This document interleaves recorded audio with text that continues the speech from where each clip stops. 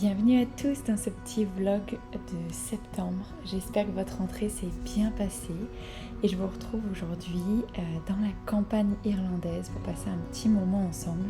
Je vais vous partager des recettes, mes ressentis par rapport à la rentrée et les méthodes de garde. On va faire un brownie, on va faire un cacao chaud ensemble. Je trouve que le mois de septembre, c'est un mois où on est vraiment très actif, où il y a plein de choses à faire. On reprend, on retrouve une routine et c'est agréable. Et du coup, je vous propose dans ce vlog de vous inspirer avec des petites routines saines qui vont vous faire du bien et faire du bien à votre famille.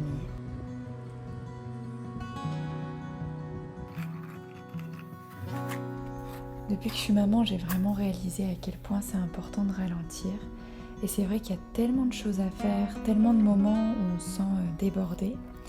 Mais quand je prends le temps de juste respirer, de me poser, de me forcer clairement parce que c'est pas naturel à être dans le présent, je sens que tout devient plus doux, tout s'apaise et ça m'aide à rester connectée à mon féminin, à ma sensibilité et à aussi profiter vraiment de mon enfant.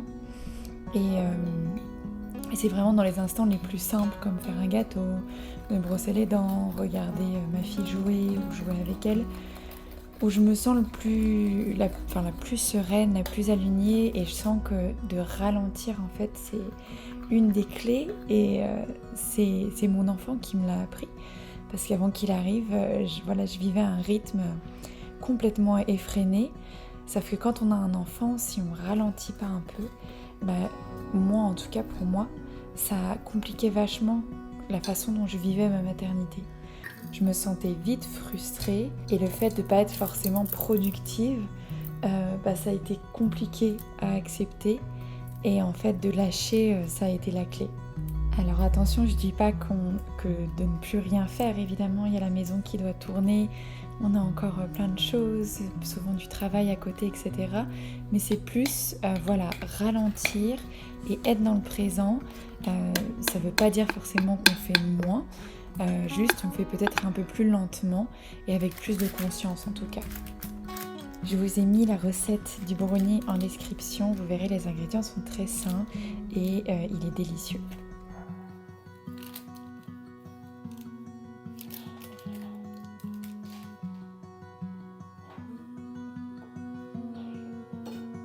Je trouve que la lumière au mois de septembre est magnifique et du coup j'en ai profité à chacune de mes balades pour ramasser un petit peu des mûres. C'est des fruits gratuits, bio, qui ont poussé localement. Et donc du coup moi je sais que j'en mets toujours un petit peu dans mon congélateur et ensuite je les mets sur mes smoothies, dans mes smoothies ou sur mes porridge ou je fais des compotes avec que mon enfant adore. Et je trouve que la lumière au mois de septembre, elle est vraiment divine, c'est magnifique, c'est tout doux, les températures se rafraîchissent et je sais que c'est un moment que j'adore et j'aime bien préparer mon corps à accueillir cette nouvelle saison en m'exposant très souvent dehors. J'ai le lait qui bout et je vais vous montrer un petit peu comment je fais mes petites boissons d'automne/hiver. Et comment je viens les densifier au niveau des nutriments et les rendre encore meilleurs pour moi, pour mon énergie et pour toujours optimiser un petit peu les nutriments qu'on va avoir et avoir plus d'énergie tout simplement. Donc là je vais commencer par mettre des petites pépites de chocolat. Hop. Donc moi je les prends tout le temps chez Coro et je prends les pépites de chocolat noir avec le xylitol. Vous savez, le xylitol, c'est du sucre en fait qui est fait à partir de bouleau, sève de bouleau il me semble. Et donc du coup ça va diminuer on va dire le pic de glycémie que vous pouvez potentiellement avoir. Et donc voilà, c'est top pour garder une glycémie pas trop haute et quand même avoir le petit goût sucré. Donc ensuite je vais mettre mon collagène. Donc le collagène, il me semble que je vous en ai déjà parlé, je le mets dans plein de préparations différentes, mais vous voyez dans les poissons chaudes comme ça, c'est une trop bonne idée et c'est caché, on ne le sent pas et ça vient vraiment booster votre boisson. Et donc le collagène, honnêtement, c'est trop bien pour plein de choses, notamment pour s'assurer d'avoir des intestins en bonne santé, mais c'est aussi bon pour les os, pour la peau, pour vos articulations, c'est vraiment hyper bon pour vous et c'est top d'en avoir en postpartum. Et donc moi voici les deux marques que j'utilise. J'utilise Vital Protein celle qui est faite où c'est des vaches nourries à l'herbe ou celle-ci qui est bien aussi de chez Energetica Natura parce que du coup il y a les 3 types de collagène dedans. Donc là aujourd'hui je vais mettre celle-ci mais à la maison prenez ce que vous voulez. Moi c'est ces deux-là que je recommande, mais vous pouvez mettre celle que vous voulez. Donc vous voyez, je prends à peu près une cuillère, je la mets sur mes pépites de chocolat et je vais verser mon lait et je vais venir mixer un petit peu tout ça.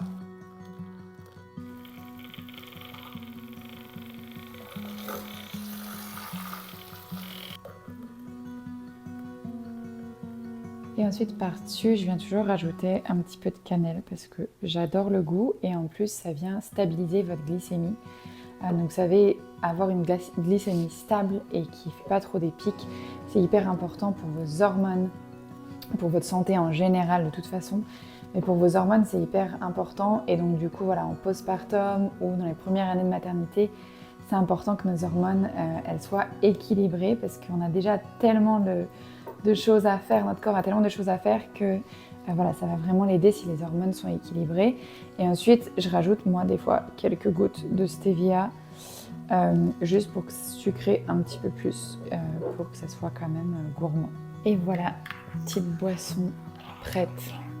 Vous m'en direz des nouvelles, mais franchement c'est trop bon et on sent pas vraiment le collagène. Et pourtant ça vient quand même apporter, il me semble, quasi 10 grammes de protéines, là, 10 ou 15 grammes de protéines dans cette petite tasse. Donc voilà, franchement c'est tout bénef. Je voulais vous parler un petit peu rapidement d'un podcast que j'ai écouté. Je pense qu'il y a pas mal d'entre vous qui doivent le connaître, c'est la matrescence. Et il y a un épisode qui est sorti par rapport aux méthodes de garde, à la rentrée, à ce qu'on peut ressentir quand on fait garder son enfant, etc. Et j'ai trouvé ça hyper intéressant. Moi, j'en suis pas encore là. J'ai encore Chouchou avec moi à la maison. Mais c'est vrai que c'est des questions et des choses qui me hantent, entre guillemets, parce que je me dis, mais comment je vais faire pour laisser mon bébé ? Comment je vais réussir à lâcher prise, à faire confiance, à pas me sentir coupable, etc. Donc là, j'ai la chance de ne pas être obligée de le faire encore. Donc je vais rester encore un petit peu avec mon enfant. Mais j'ai trouvé ça hyper intéressant et en gros, je vous mettrai le lien, si vous voulez, du podcast. Ce que j'en ressors, c'est que c'est quand même une épreuve, on va dire, et un passage pour, je pense, la plupart des parents. Et surtout quand on est resté un certain temps avec bébé, enfin de toute façon peu importe combien de temps on reste avec bébé, je pense que le moment où on se sépare et entre guillemets ce petit cocon on va dire vient être rompu, le cocon on va dire mère-enfant, c'est toujours un challenge, pour l'enfant je pense et pour le parent. Mais en tout cas là dans le podcast il parlait du fait qu'en fait on n'est pas fait pour se séparer de notre enfant et que c'est vraiment contre nature en fait. La société fait qu'on est obligé de le faire, mais en tant que mammifère, on va dire, on n'est pas censé, enfin notre instinct, il n'est pas censé laisser notre bébé. Donc je pense qu'il y a quand même il y a beaucoup de ça qui joue. Et moi je sais que ce que je trouve super dur, c'est la confiance et me dire mais est-ce que la personne va vraiment bien s'en occuper ? Mon enfant est très sensible aussi, voilà, il pleure vite, etc. Donc du coup, je me dis, est-ce que ça va être l'enfer ? Enfin, moi, dès que j'essaie de faire un petit changement, c'est des pleurs et des pleurs et des pleurs. Et donc du coup, je me dis, comment ça va se passer ? Ça va sûrement être hyper compliqué. Comment une personne peut réussir à gérer 12 enfants ? Enfin voilà. Mais je sais qu'il parle dans le podcast du coup de plusieurs méthodes de garde, etc. Donc ça sera intéressant pour vous d'aller jeter un petit coup d'œil si vous êtes aussi dans un moment où vous ne savez pas trop, vous hésitez, etc. Et au final, pour la plupart des enfants, ça se passe bien. Mais je pense qu'il y a vraiment un travail à faire pour la maman, pour l'enfant, pour se préparer mentalement. Et je trouve qu'écouter ce genre de podcast et ce genre de retour et entendre un peu l'avis des spécialistes là-dessus, c'est intéressant. Moi, en tout cas, j'ai décidé de rester avec mon enfant un petit peu plus et je sais que du coup, c'est un sacrifice financier et aussi au niveau de la carrière. Mais je me sens vraiment en paix avec ce choix. Et je sais que oui, c'est un luxe, mais, je dis mais quand même, parce que je pense qu'il y a plein de familles qui peuvent le faire, mais qui vont pas le faire parce que ça veut dire plus de vacances ou moins de vacances ou beaucoup moins d'activités le week-end, moins de restos, moins d'achats, etc. Mais moi, en tout cas, ça m'apporte plus de paix de savoir que financièrement et matériellement, ça sera un petit peu moins wouhou, mais de rester avec mon enfant et de pouvoir encore être proche de lui et pouvoir profiter de chacun de ses instants en fait, le voir grandir, voilà. Et je pense que là, chaque maman est différente. Il y a des mamans qui ont vraiment envie de retourner au boulot parce qu'elles adorent ce qu'elles font, parce qu'elles ont besoin de mouvement, elles ont besoin de faire des choses et que du coup d'être à la maison un peu séquestrée entre guillemets avec bébé. Je dis séquestrée entre gros guillemets parce qu'on peut faire plein de choses avec un bébé. Mais ça leur correspond pas et du coup là je pense qu'il faut vraiment s'écouter et faire en fonction de vous.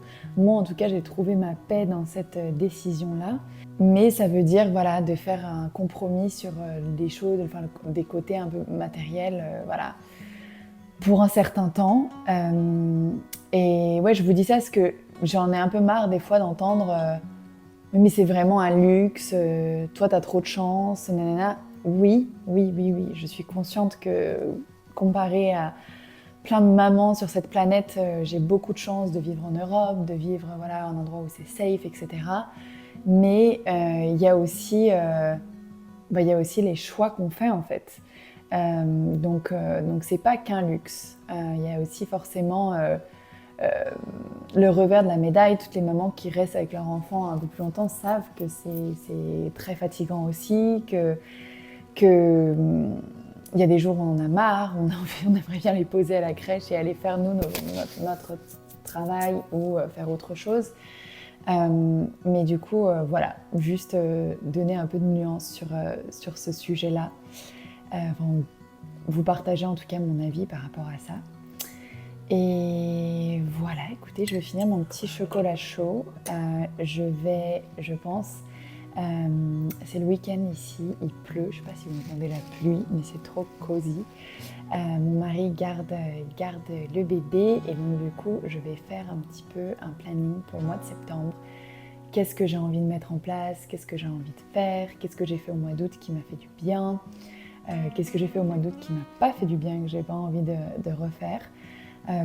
Tout mettre un petit peu. Dites-moi d'ailleurs en commentaire si c'est quelque chose qui vous intéresse. Comment je m'organise pour le mois, est-ce que j'aime bien noter, etc. Et puis, dites-moi aussi en commentaire comment vous, ça s'est passé la rentrée. Est-ce que c'était la première rentrée de votre enfant? Est-ce que c'était la crèche? Comment les méthodes de garde se passent pour vous? Est-ce qu'il y a des mamans qui ont aussi fait le choix de rester à la maison un peu plus longtemps avec leur enfant? Voilà, dites-moi et donnez-nous vos conseils, si vous avez des conseils, des choses qui ont bien fonctionné pour faire en sorte que cette rentrée soit la plus douce possible pour vous et vos petits choux. Voilà.